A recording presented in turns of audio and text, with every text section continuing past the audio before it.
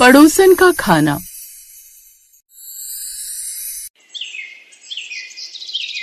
आयुष, रोहन, सुनिए, आप कहाँ हो? ये सबके साथ अचानक कहाँ चले गए? खाना टेबल पर लगा है, ठंडा हो जाएगा। अभी तो बड़ा कह रहे थे कि भूख लगी है, जोरों की भूख लगी है। आयुष, रोहन। शर्मिला अंदर पहले एक कमरे में जाकर देखती है, फिर दूसरे में और इसके बाद तीसरे में। इन सबको भी ना खाने के वक्त ही यहाँ से भागना होता है, ना जाने अब कहाँ चले गए। तभी बादलों की तेज गड़गड़ाहट होने लगती है। अरे बाप रे, लगता है बरसात आने वाली है। ऐसा ना हो बालकनी में सूखने डाले हुए कपड़े भीग जाएं। वो बालकनी में सूखे हुए कपड़े उठाने के लिए जाती है, जहाँ उसका पति और दोनों बेटे खड़े होकर पड़ोसन के घर से आ रही खुशबू सूंघते हैं। वाह पापा, क्या खुशबू आ रही है मालिनी आंटी के घर से। सच में जी चाह रहा है अभी यहीं से छलांग लगाकर उसके घर पहुंच जाऊं खाने। मैं तो माँ के हाथ का बना खाना खाकर बोर हो गया हूँ। तभी शर्मिला वहाँ आ जाती है। तुम सबको मैं कब से ढूंढ रही हूँ, डिनर ठंडा हो रहा है, तब से बोल रहे थे भूख लगी। चलो अब अंदर चलकर खाना खाओ। हाँ माँ आए। वो सब एक साथ बैठकर खाना खाने लगते हैं। तभी आयुष कहता है, वैसे एक बात है पापा, जब उसके हाथ के बने खाने की खुशबू इतनी अच्छी है तो वो खाना कितना टेस्टी होगा। हाँ सच में। अच्छा, तो तुम सब उसके हाथ के बने खाने की खुशबू सूंघ रहे थे? और नहीं तो क्या माँ, अब तुम्हारे हाथ के खाने में इतना टेस्ट नहीं है, अब तो बस पेट भरने के लिए मन मार कर खा लेते हैं। ये सुनकर शर्मिला को थोड़ा बुरा लगा, क्योंकि इतने सालों से वो सुबह से रात तक बिना थके बिना छुट्टी लिए उनके लिए खाना बना रही थी, लेकिन अब उनको उसके हाथ का बना वो खाना इतना अच्छा नहीं लगता। ये सुनकर वो उदास हो जाती है। ऐसा ही अगले कुछ दिनों तक चलता रहा। जब भी पड़ोसन के घर से खाने की खुशबू आती तो वो अपना खाना बीच में ही छोड़कर सब के सब बालकनी में आकर खुशबू सूंघने लगते। ओए होए, ये तो बिल्कुल शाही पनीर जैसी खुशबू है। वाह वाह, क्या खुशबू है।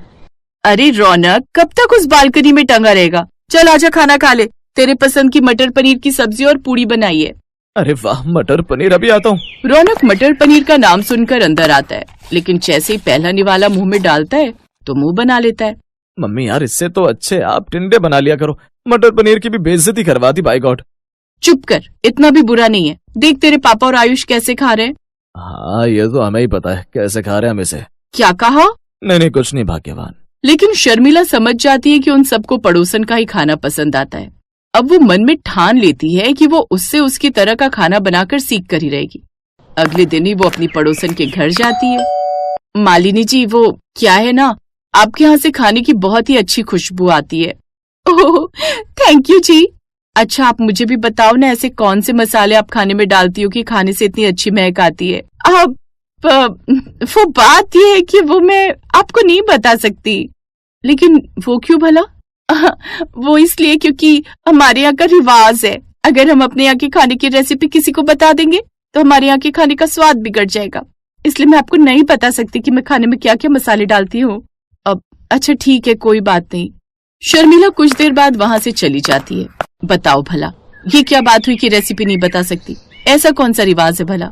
शर्मिला बड़बड़ाते हुए अपने घर आ जाती है और बाजार से जाकर नई रेसिपी बुक और कुछ मसाले भी ले आती है, लेकिन फिर भी उनमें से वो खुशबू नहीं आती। इतने जतन कर लिए फिर भी वो खुशबू नहीं आ रही जो उस मालिनी के घर से आती है।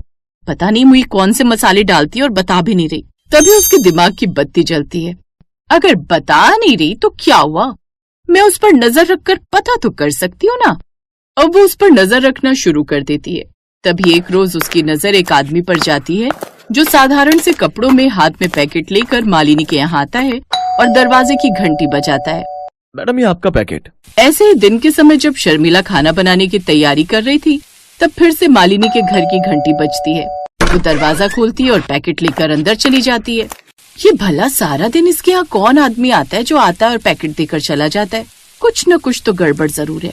अब वो इसी तरह दिन रात बार बार एक आदमी साधारण से कपड़ों में आता और उसे कुछ न कुछ दे जाता। एक रोज शर्मिला पहले सोसाइटी के गेट के बाहर खड़ी होती है और जब वो पार्सल देकर लौट रहा होता है तब शर्मिला उससे पूछती है, अरे भैया, ये आप रोज रोज इस फ्लैट पर आखिर क्या देकर जाते हैं, और वो भी दिन में 3-3 बार? मैडम मैं अशोक होटल में काम करता हूँ और मालिनी मैडम हमारी रेगुलर कस्टमर है। ये डेली हमारे यहाँ से 3 वक्त का खाना ऑर्डर करती हैं। बस वही देने में सुबह शाम यहाँ आता हूँ। क्या? होटल का खाना? लेकिन तुमने होटल की ड्रेस क्यों नहीं पहनी? क्योंकि ये मालिनी मैडम के ऑर्डर्स हैं कि उनके यहाँ खाना देने जब भी आए तो नॉर्मल ड्रेस में ही आए। ये कहकर वो आदमी वहाँ से चला जाता है। अच्छा, इसका मतलब ये मैडम बाहर से खाना ऑर्डर करती है। शर्मिला जल्दी से उसकी रसोई से झांक कर देखती है जहाँ मालिनी खाने को गर्म कर रही होती है और जानबूझकर अपने घर का दरवाजा और खिड़कियां खुली रखती है ताकि उनकी खुशबू दूर दूर तक फैल जाए। ये मालिनी की बच्ची तो बड़ी चालाक है और मेरे बेटे और पति तो बेकार में इसके गुणगान करते रहते हैं, लेकिन अब उन सबको भी सबक सीखना ही पड़ेगा। अब शर्मिला एक आइडिया सोचती है। अगले दिन। माँ खाना नहीं बनाया क्या अभी तक? नहीं, आज मैंने कुछ नहीं बनाया। जब तुम लोगों को मेरे हाथ का खाना पसंद ही नहीं आता तो मैं क्यों बनाऊं? बाहर से कुछ ऑर्डर कर लो, वही खा लो, जहाँ से तुम्हारी वो मालिनी आंटी ऑर्डर करती हैं। क्या ऑर्डर करती है? मतलब कुछ भी माँ? यकीन नहीं होता तो अशोक होटल से खाना मंगवा कर देख लो। उसके खाने से तुम्हें वही खुशबू आएगी जो मालिनी आंटी के घर से आएगी। अब वो अशोक होटल से खाना ऑर्डर करते हैं जिसमें से बिल्कुल वैसी खुशबू आ रही थी जैसी मालिनी के घर से आती थी, लेकिन उनको वो खाना बड़ा पसंद आता है। वाह वाह, यही तो वो खुशबू थी जिसके लिए मैं तब से तरस गया था। और खाना तो देख बेटा क्या लाजवाब है, मजा ही आ गया। अब तो मुझे भी पापा सुबह से शाम यही खाना खाना है। अरे तो मुझे कौन सा तेरी माँ के हाथ का खाना है, मैं तो पक गया उसके हाथ का खाकर। अब तो हम यही मंगवाएंगे। हाँ हाँ खाओ, शौक से खाओ। मैं भी देखती हूँ कब तक आएगा बाहर से खाना। अब अगले 3-4 दिन तक वो बाहर का ही खाना मंगवाते हैं। पहले वो आदमी मालिनी के यहाँ ऑर्डर देकर जाता, उसके बाद शर्मिला के घर। लेकिन कुछ ही दिन में बाहर का खाना खा खा कर उनके पेट की हालत खराब हो जाती है। बस अब मुझसे और ये खाना नहीं खाया जाएगा। अब तो ना मुझे उल्टी आने लगी है सब देखकर। हाँ माँ, अब तो मैं तरस गया हूँ तुम्हारे हाथ का खाना खाने के लिए।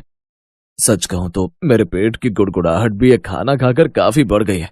शर्मिला, अब तुम हमारे लिए अपने हाथों का खाना ही बनाओ, हमें नहीं खाना अब ये सब खाना। तभी मनमोहन के पेट का दर्द काफी बढ़ जाता है और जल्दी से डॉक्टर को बुलाया जाता है, जहाँ वो बताते हैं कि बाहर का खाना खाने की वजह से उनकी ये हालत हुई है। नहीं नहीं, अब वो खाना नहीं खाएंगे। आ गई ना कुछ ही दिन में अकल ठिकाने कि रोज रोज बाहर का खाना खाना सेहत के लिए अच्छा नहीं होता। हाँ शर्मिला, अब तुम अपने हाथ का खाना हमें बनाकर खिलाओ। इस पड़ोसन का खाने के चक्कर में तो हमारी हालत ही खराब हो गई। हमसे गलती हो गई जो हम उसके खाने के दीवाने हो गए। अब वो सब शर्मिला से माफी मांगते हैं और आज कई दिनों बाद शर्मिला अपने हाथों का बना खाना उन सबको खाने को देती है।